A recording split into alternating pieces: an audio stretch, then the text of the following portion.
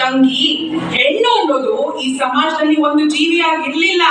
ಅವಳು ಆಸ್ತಿ, ವರ್ಣ, ವಂಶ ರವಾನಿಸೋ ಒಂದು ಯೋಜನೆ ಆಗಿದ್ಲು. ಈ ಜಾತಿ ಆ ಜಾತಿ ಸೇರ್ಬಾರ್ದು, ಆ ವರ್ಣ ಈ ವರ್ಣ ಬೆರಿಬಾರ್ದು, ಈ ಆಸ್ತಿ ಆ ಆಸ್ತಿ ಅವ್ರಿವ್ರ ಕೈ ಸೇರ್ಬಾರ್ದು. ಹಿಂಗೆಲ್ಲ ಆಗ್ಬಾರ್ದು ಅಂದ್ರೆ ಹೆಣ್ಣಿಗೆ ಯೋಚಿಸೋ ಶಕ್ತಿ ಕೊಡ್ಬಾರ್ದು. ಹಾಗೆ ಅವಳಿಗೆ ಒಪ್ಪಿಗೆ ಇದೆಯೋ ಇಲ್ವೋ, ಅವಳ ಬುದ್ಧಿ ಮತ್ತು ಮೈ ಮಾಗಿದ್ಯೋ ಇಲ್ವೋ, ಅವಳಿಗೆ ಜಾತಿಯಲ್ಲೇ ಮದುವೆ ಮಾಡಿಸ್ಬಿಡೋದು. ಹೆಣ್ಣು ಆಸ್ತಿ ತಗೋ ಬರ್ತಾಳೆ.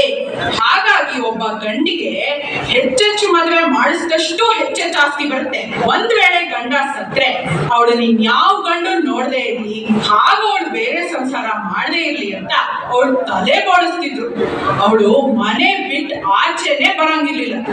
ಹೇ ನನ್ನಪ್ಪ ಸರ್ದಾರ, ಗುಡುಗಿದ ಕೈಯ, ಗುಡುಗಿದ ಕೈಯ ಸಭೆಯಲ್ಲಿ ನೀನ ಹೆಚ್ಚಿಗರ ಮನದಾಗಯ್ಯ, ಕೊಳೆಯಾಗಿಯ ನಾಡಲ್ಲಿ ಪ್ರತಿಯೊಂದು ಹೆಣ್ಣು ಮಗು ಬರಹ ಕಲಿಯಬೇಕು. ಪ್ರತಿ ಸರ್ಕಾರಗಳು